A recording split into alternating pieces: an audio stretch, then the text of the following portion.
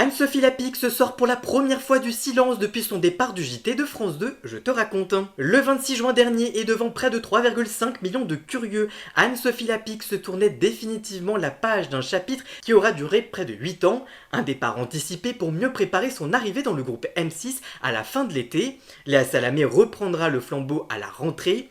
Dans le Figaro, pour sa première interview accordée depuis son éviction, elle raconte, je cite, « Lorsque vous êtes présentateur du JT, vous avez le nez dans le guidon et c'est rarement vous qui dites stop. Le choix de quitter le 20h n'a pas été le mien. J'ai toujours signifié à Delphine Arnaud qu'à tout moment, si l'on me demandait de partir, ce serait sans problème.